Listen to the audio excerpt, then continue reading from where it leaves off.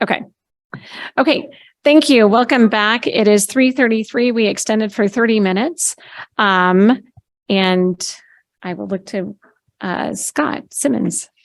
Good afternoon, Commissioners. At this morning's Joint County and City Emergency Operations Center, the team had identified a need to utilize some funds to purchase supplies, materials, and other items for the located center that the city of Spokane is operating.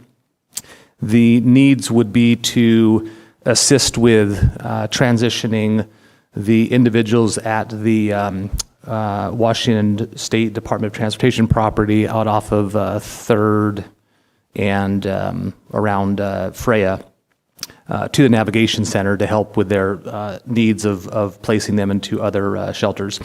There's a request for the commissioners to consider utilizing up to about $500,000 for the purchase of these items.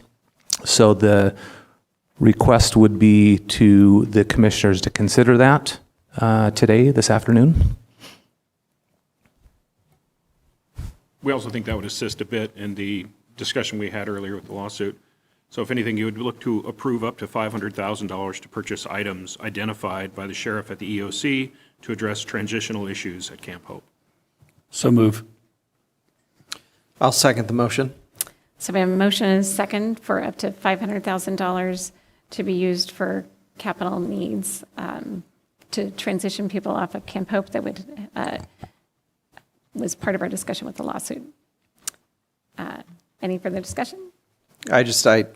I'll weigh in and say I think this is necessary. I mean, it's unfortunate that we're having to spend local dollars to fix the state's completely bungled operation that they've gone and thrust upon us here. But we'll be the adults in the room. We'll put up the money and the resources to fix their problem. Unfortunately, that's just the reality where we're at.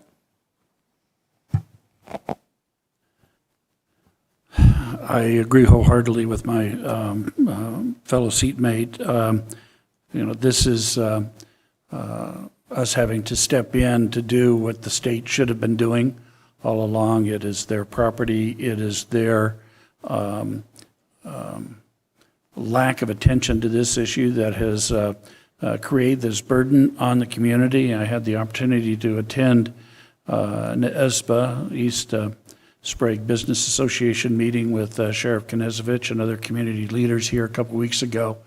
And this camp is a nightmare for the citizens and for the residents, for the businesses in this area that are being impacted on a daily basis in a negative fashion. So I appreciate the leadership of Sheriff Knezovich and his team in terms of trying to put together a path forward that will eliminate this burden for the community, as well as get folks that should be in a better environment. We will get them there, and this funding will provide some of the assistance necessary to make that happen. So fully support the effort and support Sheriff Knezovich and his team, as well as others in the community, trying to eliminate this situation for the community. Yeah, and I will just add, echo what Commissioner Kearns and Commissioner French said, as well as add that with the temperatures, with the snow, with the wind that we have had, it is, imperative to get people into a safe environment. And so this funding will help do that. So since we are taking this as a action item that has not been noticed, then we will need to open it up for public testimony. So I will open this item up for any testimony from the public. So I'll look to see if there's anybody online. I see nobody in here, so second call for anyone wishing to testify. Seeing no one. Third and final call for anyone wishing to testify on this action. Seeing none, I will close the public testimony and call for the vote. All those in favor, please signify by saying aye. Aye. Aye. Aye. Motion passes unanimously.